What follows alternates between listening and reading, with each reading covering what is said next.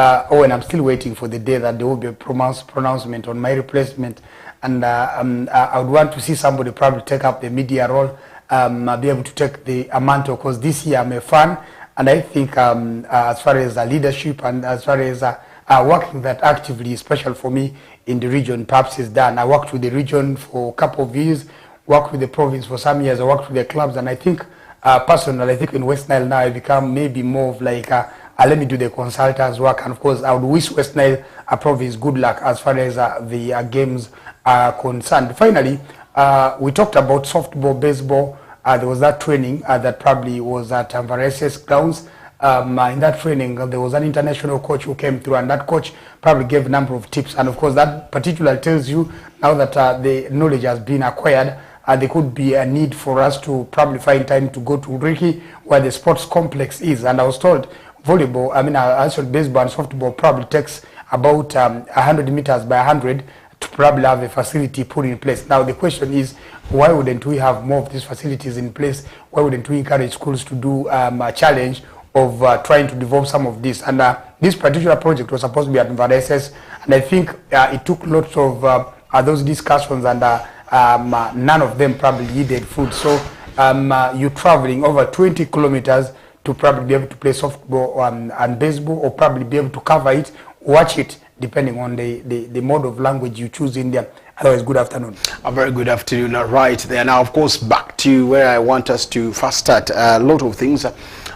We will be coming to other stories, but I want us to get into international stories first and see whatever is there, because most of the times there are a lot of things. You look at how teams are performing, including, of course, the giant teams, Real Madrid, Barcelona. You look at teams like Arsenal, Manchester United, Liverpool, Man City. Man City looks to be one team that maybe has regained back from the total loss that they have been getting in there. But of course, it doesn't bring them so close to maybe still getting in there. But they still have hope of saying that we can still fight for that is the championship. But all in all, you see the gap difference that is there. And then Arsenal, yes, they have been so consistent. Let's say for the past 2 seasons, you saw them almost their time shaking off Man City. But towards the end, they spoiled things. Now this time around, again neck to neck with the team of Liverpool. Any slight mistake bridges the gap between Arsenal and Liverpool Football Club. That's a very, very interesting one that you're seeing in there. But all in all, the biggest surprise is that you are only like 12 points away to relegation. That is for Manchester United. They are already sitting at number 15 after they had gotten themselves a loss against Tottenham Hotspurs that they have not beaten this season in all competitions. That is coming right there. So all these clubs, which one would you love to start with, and what do you think their problems are, or what is their strength? Well, I think Manchester United, they do have issues right from that transition when Ten Hag left, when Amorim came in, and you'd expect Amorim probably to be given some money probably to go to the market and get players even during the January transfer, and instead you did see a number of players leave, including in McTominay. In the past, Fred left, and then you probably could look at the likes of Ilangas. Rashford has probably also gone. Much has not permanently. You talk about Jordan Sancho. I think those are potential players that could have saved or played better, including Pellistri. Now, the point that somebody could actually get to digest here is whether the Glazers are interested in putting more money and trying to energize and change something about the team. I'm not pretty sure about the clauses that are probably in that contract of Amorim, simply because when you look at Amorim, ever since he came, he seems to be a coach who is not interested at discussing board issues to the general public. And of course, he wants to work with the minimum players. He wants to work with players who understand his ideology. Now, if you look at the way he has actually been commanding things down at Sporting, things have been a little different. And you look at the type of players he had available at his disposal, and that was probably a little different earlier. So for me, I think the biggest problem at Man United is that there is no particular framework. There's no long-term, short-term plan that probably complicates the whole matter. But then somewhere, you'd also think it is going to be complicated for them to be relegated, because there are a number of games they get into, and you look at the name Manchester United, the brand probably gets to win games for them. But I think Amad Diallo's absence probably has been a top-notch, a regret, or probably a big miss for them. And you would think It's time to give the OBs, Chido that they signed from us, opportunity. Maybe Heaven gets an opportunity as well. I mean, it is time for the youngsters that he kept on the bench to start. I don't think there's something Casemiro can offer that much Man United. Now, the absence of some of the players who probably are injured, including Maino, I think it's huge. Now, Man United needs to have an approach whereby some games shouldn't be started by the goalkeeper, Onana. There should be the other goalkeeper probably coming through and playing them. You did watch that game between Arsenal and Man United, where Man United ejected Arsenal out of the FA Cup. I mean, particularly look at the quality of the game the guys were able to put in there, and that was very massive. Now, to the point of Arsenal, I think it could not be fine enough to probably discuss about what Mikel Arteta is capable of. There already discussions on Thomas Partey, Jorginho. Maybe before we get to Arsenal, let's say 3 months ago, United fans were like under that is Ten Hag. They were like, why has Ten Hag abandoned the principles that he had said? They asked for a sack of Ten Hag, and indeed you did see that happen. Not because they had asked, but of course the board also felt it was not right. Then United fans, after Amorim was appointed, they also had a say that time needs to be given and the right players needed to be given to Amorim to implement his style of play or his system with the right players. Now again, just 3 months later, they are saying Amorim needs to change his system or he should be sacked. He's the worst coach ever at Manchester United so far. Now this is how funny Manchester United fans' reactions and how confused I should say they are. Do you think it is the time to be given? Because these are the same players that made Erik ten Hag to be sacked, and these are still the same players that Amorim is working with. So do you believe it should be the time being given to them, to him and the right players, or you feel the sack is needed urgently to see that this works out? Because still you're going to see maybe another coach come, still finds the same players. Well, number of factors. One, in the Western world, when they sack you, get money. It is not like the African thing where they sack you and they expect you to pack your family and go. Two, the players are available for the gentleman Amorim to use. You asked the question of who are those top-notch players at Man United, apart from Amad Diallo, apart from Bruno Fernandes, maybe apart from the Onanas probably trying to do in a few things. The Euros are probably playing that defense. The Mazurais, the options are quite kind of limited. So the point is simple, that I think the Glazer family is not helping Man United, especially the technical or the management, in trying to run the club. They're trying to be stingy, and what they don't know is that Man United, the more they perform badly, their price tag or probably their value drops. So there could be a period where Man United is number 17th, and that's when they could sell the club maybe at 500 millions, because this is a club that is valued to like about 5 or 6 billions. So that becomes complicated. But I think somewhere the players also not doing their very best, because I don't think anywhere in the world that a player who is in the starting team would want to be dropped. They would want to continue probably being in there and dominate. And then somewhere, I do not buy the idea of Man United going to the market and getting players who played for Real Madrid, players who probably are pensioners and they're jetting in there. The biggest problem Man United has is the United fans are probably more on form than the players. So the moment you're speaking big and the actions on pitch are a bit lousy, it causes problems. But I think the aspect of giving the man more time is accurate. But let's look at this. Don't you think Manchester United needs to maybe fire or get in all their scoutings and the technical scouting personnel out? Because all these players are scouted by them and they recommend to the coach. And most of the times you see them get all these moments. So don't you think they also have a problem? I think, the Americans, I'm not trying to be racist here. They call football soccer. They mean what they know as football is the other American football.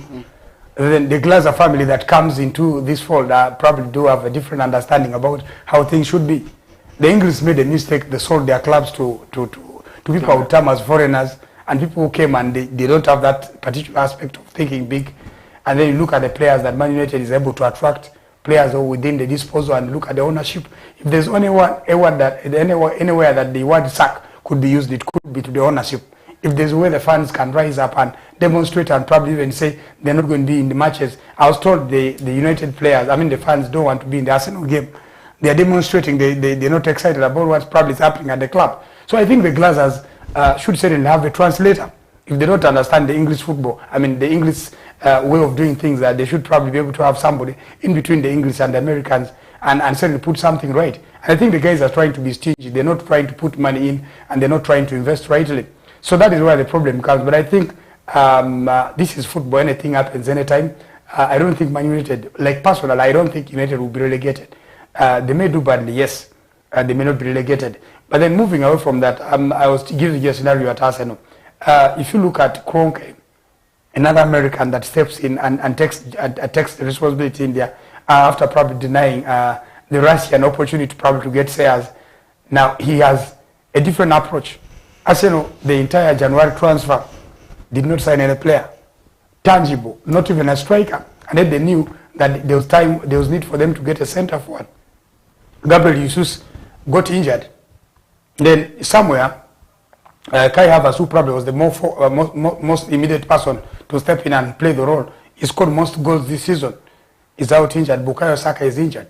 If it was not for Skelly and probably Nathan Nunwere, and I think it would be complicated for Arsenal. Now, recently, in that game against Leicester, Mikel Merino came in and scored those 2 goals. Is it a comfort? Do you think he's going to be doing it daily? So that's why the complication comes. But I think the United problems are not so different from the Arsenal problems. But I think you talked about Arsenal's positioning. When you play, you probably number 2 for about 2 seasons. The next thing somebody expects is to be number 1. Now you're playing against, you're actually having a race against Liverpool that has a lot of their players intact, and that's where the complication comes. Let's look at the football business. The statement made by Sir Jim Ratcliffe was they will not do much purchase of players in the winter. They are waiting for the summer. So we are anticipating or expecting a very huge surrounding, like big purchase in the summer to see what Manchester United will do. But in the meantime, keeping them in the league is one key thing. Now, look at this, because the budget that is put in there, look at the business of Tell from Bayern Munich. He couldn't move because United wanted him on loan, maybe with an option of buy. But Bayern Munich wanted a straight cash of 60 million. One obligation to buy. But Manchester United were saying they can't go for 60 million for Tell because they have a bigger projection or project that is coming in the summer. So who knows in the summer, because like Eriksen, his contract is done by summer. Casemiro will have to leave. There are very many players who are going to leave. You saw the issues coming about Garnacho, who was so wasteful in the last game. Probably he could also be leaving.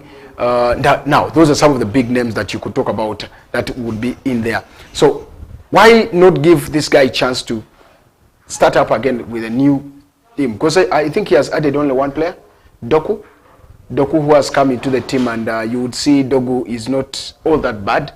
He has in fact sat in that place comfortably than any other person.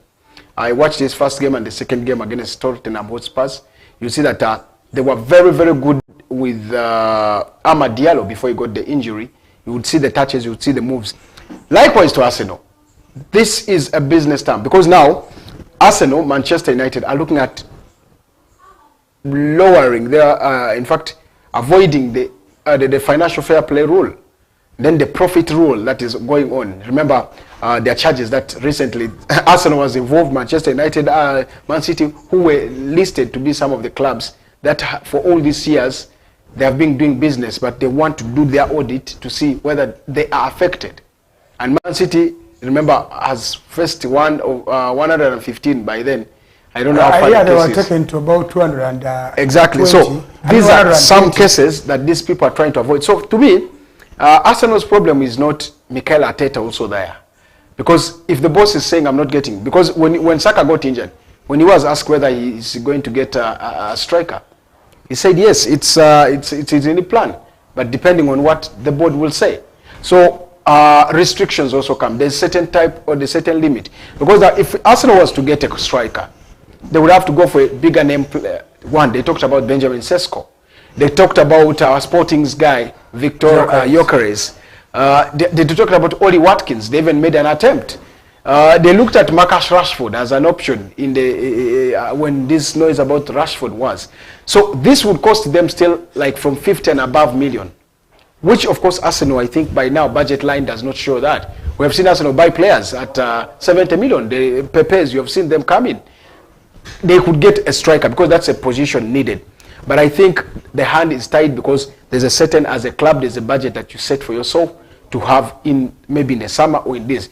Two, I feel maybe if more numbers were added in summer, in the winter transfer, you would see also a lot of people fail.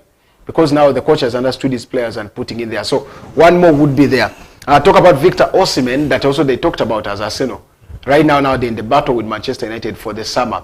And you're looking at Victor Osimhen, they would charge you like 60 plus million. So I think it's all about minimizing the costs for this and waiting for the summer to do the right thing. That is one big thing. So with that, Arsenal's injury, including Manchester United. Okay, let's talk about Arsenal because now my question is with that margin or with the squad depth they are having, can they surpass Liverpool? Will they? Can they still keep that competition high? Because we have seen if only Arteta did not do that tactical change last week, you wouldn't see Arsenal win because very many chances were wasted.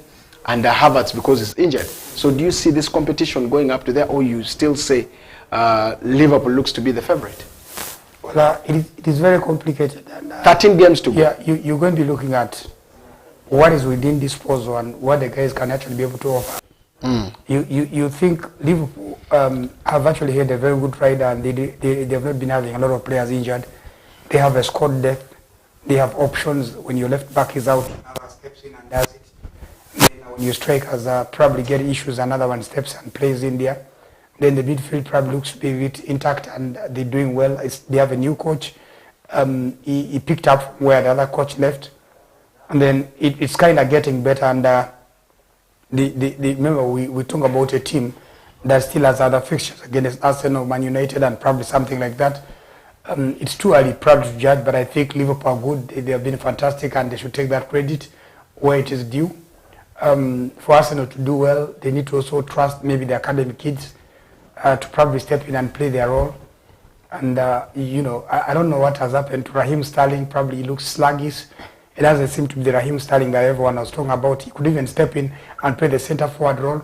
So for me, a lot is very wrong and probably not in shape. So, and that's why I was telling you, there could be a problem with the Americans. They own a club. They don't want to make right decisions.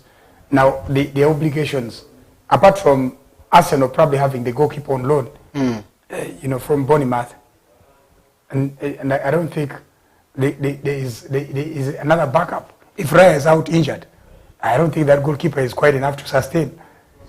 And I had expected them to go to Espanyol and probably give Garcia, a very fine goalkeeper, 20, maybe 23. He steps in there. Unlike what Manchester United has, because Man United still has young players. They have Hoyland, who probably is 22. They have Maino, who probably is young. And then somewhere, they also have some other youngsters who they were able to poach, especially robbing Arsenal twice, getting in OB and getting Heaven. And I think that's where the difference comes.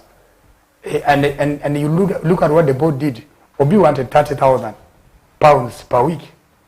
And then Arsenal resisted. Arsenal just needed to match Man United's offer. And the player would stay put. This could be a player stepping in to do it. There's a player called Smith. He joined, I think, Monaco. He has scored a couple of hat-tricks and just sold for 4 million. Now, that's the reason you'd understand why Edu Gaspar was able to leave. You'd understand that Mikel Arteta, as much as everyone thinks is an iconic player, he's a big player, he can actually do a lot. But then somewhere something is lacking. So for me, the quality of the players, the quality of the technical team, and perhaps the quality of the management defines what football should be. The two clubs have done business that is not actual business that I would term as unusual. So this is very complicated, and you not actually take it easy for the fans. Yes, the banter could be on the streets, lots of talk, but the reality is something's very wrong, something that can never change. And this talk of the summer, where every team is going to be reinforcing in summer. There's no difference between now and, like, for example, if you have players on loan, why don't you allow these players go permanently? Why don't you recall some of the players? Arsenal would have recalled some of the players on loan, and they could come in to help the team. And then Man United as well, they have a couple of players out on loan, and maybe some of them could come back, but depending on how you sign your clauses. But I should tell you, in record, Arsenal has never sold a player for 50 millions, and they were able to go to the market and get Declan Rice for over 100 millions. They got Nicolas Pepe for about 72 millions, which money they paid in installments. So it looks like the different markets, especially as far as transfer is concerned, and then when they're stepping in to buy a player, they spend a lot of money. But the good news for them is that I was told, according to trusted sources, Zubimendi probably could be, a player Arsenal would be interested in signing, and a lot of paperwork has been done. Looks like a 4.5 years contract, agreement between Arsenal and the player probably has been sorted. There was a report of this week being in a time that the agents or probably persons close to the player will be jetting and coming to England or London to discuss. Now, if you get Zubimendi, you shouldn't make a mistake of letting Partey go. Partey could be above 30. Arsenal could have a policy of not giving over a year contract. But those are fine players. Now, when we look at how things are working on, let's talk about Man City. Do you think they are already gaining back to where they are? Mamoshi is one player they added into the team. I think he's doing a little bit well into the team, settling. The other time they added Savinho, who also came into the team. But all in all, Man City did business in January. And indeed, that has improved their game a little bit up in there, though they are still at number 4 with 44 points, behind, 3 points shy behind Nottingham Forest. Would we see them get this maybe remaining games right? Well, if you talk about Man City and you talk about the transfer that they had, I think Ramos was a big buy. And the fact that players like Doku have also made a return, especially in there, and then they're expecting Rodri back. And when Rodri comes back, you'd expect them to be in a different shape. But I don't think Man City will be able to challenge for the title. It is getting late for them. Time is going. And I think all that he needs to do is to make sure his team is in the top 4 and probably play in European football.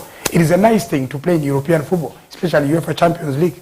It's probably where the big boys meet, and it's where discussions get a little better. So for me, the biggest aspect right now is to look at how Guardiola will be able to turn things around. And even he has personal problems, even at family level. Now, I think those things have been distracting him. But I think he has a lot of players who probably could be leaving. You heard what Walker said. Then you'd expect a statement to come out from Kevin De Bruyne when he leaves. Then maybe you could be expecting players like there's this guy Akanji who plays in the back lane. You'd think his time at Man City is done. Ederson probably seems to be a done project. Maybe Ortega as well done. So Man City will need to get about 6 players maybe in the summer and offload some of the players.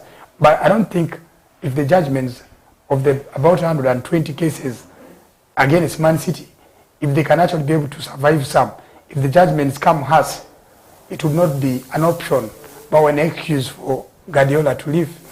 This has been one of the worst seasons for him as a coach, and I think it is something we should be able to look at. Not only that, let's talk about that is the Spain or the Spanish La Liga that is also going. You look at how exactly things are going right now. Barcelona tops the table with 51 points, and of course ahead of Real Madrid, who has been there for some good time. All of them are equal in numbers of that is the games. 24 games so far played. Barcelona yesterday after winning, they had a good move, and the young boys in the La Masia Academy are doing very well for Barcelona. Case at hand is Lamine Yamal, who is doing very, very good rescuing and here and there. But all in all, you would say that things to do with competition is getting stiff in the Spanish league. Well, there's a big problem. There's a lot of mafiaism, cliquism in the Spanish league.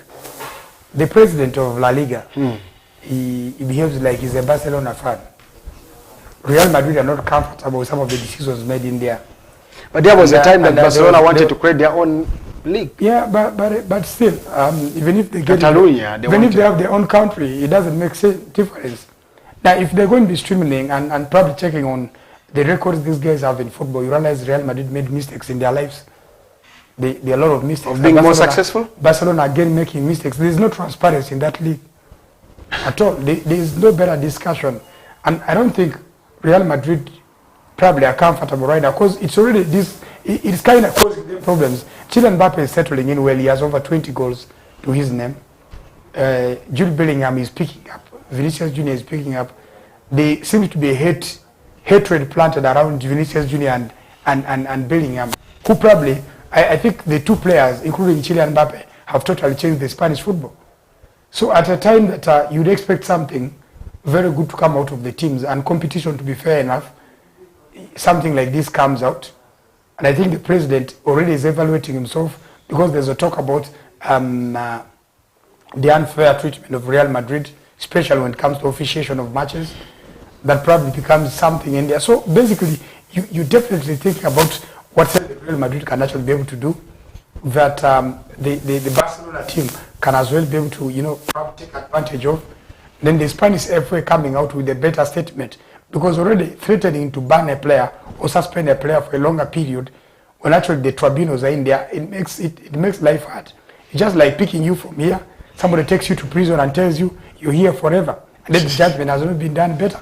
So that means the fairness part is totally gone and truly very gone. Let's wait and see what exactly that will be. But of course, the competition still continues with Real Madrid second, but Barcelona first, all on equal points, but goal difference separates them. Barcelona have scored more goals, 40 of them, and Real Madrid 29 goals yet so far scored in there. And then, of course, Atletico Madrid with, of course, 50 points to their name, and then just 1 point behind the two clubs.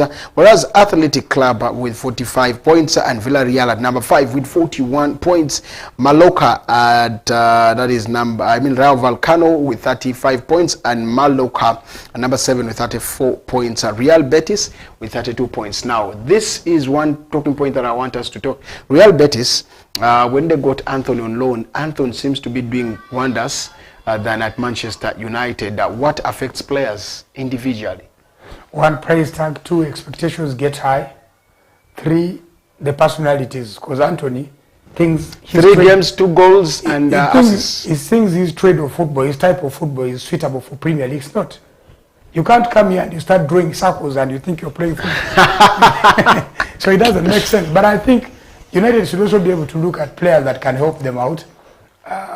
If you look at Jordan Sancho, the way he plays for City, for Chelsea, and probably the way he played for Man United, they're quite different Sanchos there. But I think Anthony is in the right league. But I think Sancho has done best just at Borussia Dortmund, not even Manchester, not even Chelsea. It depends on how you use the player. But I think Sancho can work with the current coach. But I was telling you something about... Where will he leave the laziness? Anthony. Martial was lazy. He played and scored important goals. No, he scored, but he was just... I'm looking at Amorim. Is that person? That's the reason why they got issues with those Rashford. Are attitude-related issues and things you have got to handle. But for Rashford, it started way back from the time Lingard left. They are friends. They are good friends at bad days. And when one of them left, definitely there was a change in attitude. And I think also the superstarism or something in there, because being a big boy in England national team and probably bringing this to Man United was also another. But I think basically, speaking Anthony, he is where he can do well. Bring him to the Premier League. He can't do those things. He will not have the time to think about it. He would rather look more at the Man United badge and thinks he's in the biggest club in the world and probably is not helping the club enough. And I'm sure some of these guys later will write books. The books will define what salary they would want to put in place. Okay. Let's wait and see what exactly that would be. But all in all, a lot of things that need to be worked on, of course, from different clubs. Aston Villa having very many players, key players, best, I should say, good name players into their team. And do we expect them in the next futures, maybe in the few other things? Don't you think they're going to be so challenging? Well, they're just like Newcastle. They're inconsistent. They can get good players, but then something is lacking. Look at how Newcastle lost the game by bigger goals. And this is the team that was firing and probably scoring goals for fun. Then look at Newcastle probably doing that. And then somewhere you look at Aston Villa that probably started so well and they're languishing somewhere. Even in Europe, they were making headlines. They were better than all the teams in England. But right now, as we speak, there are issues. they could have signed Rashford, they could have signed some important players, but certainly I think the attitude and the mentality of the players is key. As for the coach, Unai Emery is a very, very organized coach. He's a coach who wants to see the best out of the players. But then I think important thing is he doesn't get into talk anyhow. He's very quiet, and I think he's trying to protect. And that's how he's going to work with Rashford. Tells him one thing, keeps telling him, I don't know much English. The small thing I've told you, use it well. Take advantage and be in the team. And I think Rashford may not be interested in coming back to United. Which as is, long as, I think to me that's also going to be okay for United. As long as he gets his feet right. But I think this was the best opportunity to buy Rashford cheaply. This was a player that at one point was at 100 million plus, and PSG so much bid at about 90 million pounds. And the answer was no from Man United. And I think if there's a club that came with 30 million cash, Rashford would then have a yes from Man United. Now, of course, after a long time, David Moyes returned to Everton, and from the relegation side to where they have brought the team, I think it's one big thing that I'm looking into. So David Moyes needs to be given credit, because they are winning game ever since David Moyes came and found the players there.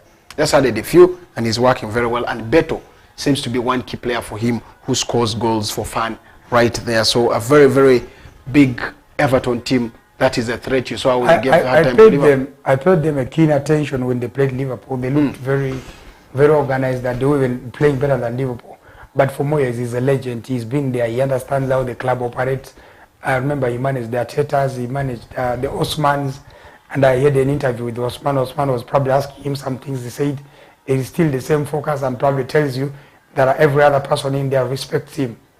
The one important thing he has done is he's always good at getting teams off of the relegation zone. He's so good at that. And I think he's a better coach for a mid-table team, a team that is not ambitious, a team that is not interested in playing in Europe.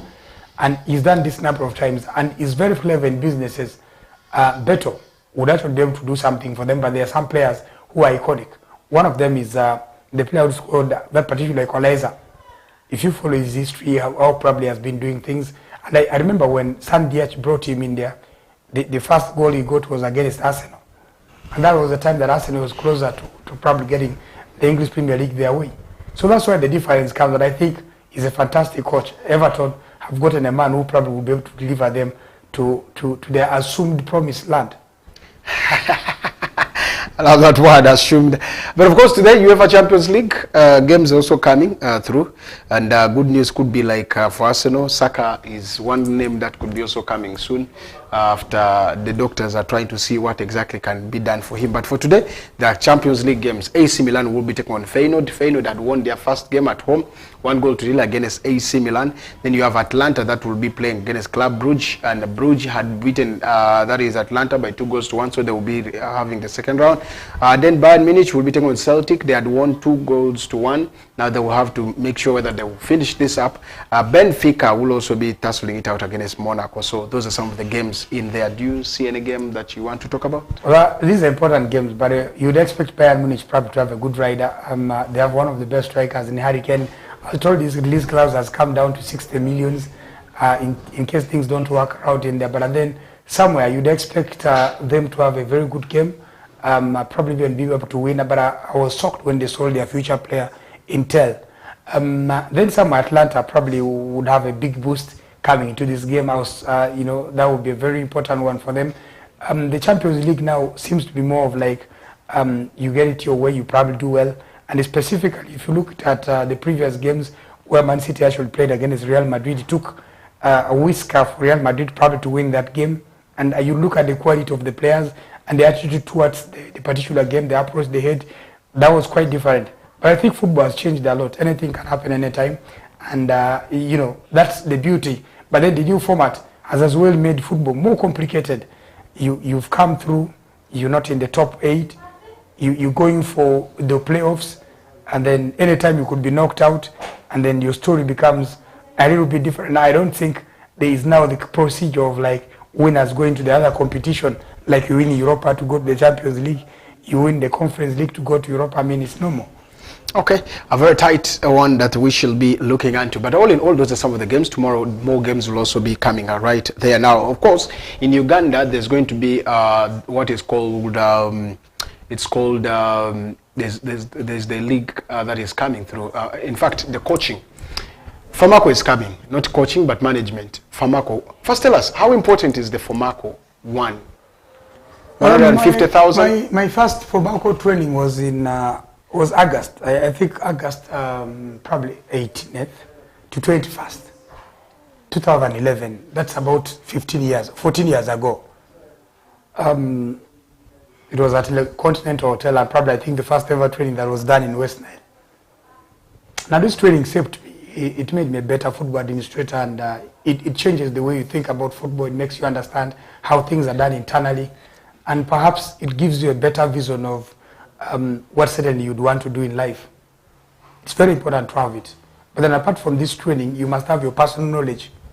There are certain things you attain right from your nursery school, primary school, your secondary school, to the university, or probably institutions you went to, how you brought up, how you shaped. I finally understood why teachers would pick canes and probably even be able to hit on their students and pupils, because teachers know the challenge that is coming in there. But now the problem we have in West Nile is that these trainings, actually people who are trained do not get the opportunities, and people who are lucky probably get the opportunities. And I think after that training, just my story, I was able to do more trainings, and these trainings were able to better me, including in the first ever media training that was done in Uganda in 2017. Yeah, 2017. That was a very big training in there. A training that is about 8 years old, and I think that was very important for me. It saved me. The couple of workshops we did. Basically, if you want to be a thief, you need to learn how to be a thief. Football is an entity of its own. So for you to be part of this discipline, you need to understand how the organization is, how the structures work at DFA, how things work at the region, how things work at the national setup. It's very important. But then somewhere, I'm also trying to look at, what about if you do these trainings and there's no follow-up on you? Or what about if the trainings are done and then the persons are not probably implementing what they learn in the trainings? Because I saw in one of the platforms, the DFA chair was trying to have a resolution, and they're trying to address issues of double assessing. The issue of double assessing is simple. The player who is of age made a mistake and signed for 2 teams. He's not eligible to play for any of them. That means he has not made a decision. It is him to go to Club A and say, my interest was to play for Club B. Then he leaves. If the interest was to be in the Club B, then leave Club A, then it works out. But this is very complicated. But like you said, these trainings are very important. I'm doing a campaign of seeing that the regional offices moved off from Yumbe town. That should be moved for... Because right now, if you look at what exactly the circular says, the training is going to be in Arua City. Yeah. And that shows you that the training is supposed to be in, let's say, like the offices or any other place next to the offices. Maybe if you're bringing trainings to Arua City, you can take trainings to Ondo Paraka so that they can use green light for demonstrations. Even it will be better for region to have offices in Ondo Paraka, because you need somewhere where people will can demonstrate or something. Like, see, all those classes I attended in Jeru and other places, when you're done with your class session, the class, you all of you go for football, and that's how you build a bond. So situations become a little complicated when you think people should be. What is the region selling in the town? Region is seated.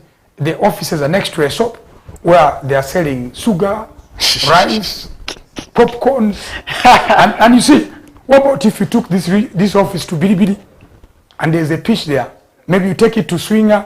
You could even take it to maybe a Birimajo and use their pitch, or perhaps you bring it to Madiokolo, take it to Teregu, take it to Maracha, where there is space. The region gets about 30 millions annually if they play ladies football. The region is entitled to about 20 millions when it comes to the AGM. What about if you do AGM in a very small way? You don't give people allowances. You take this money and you buy land.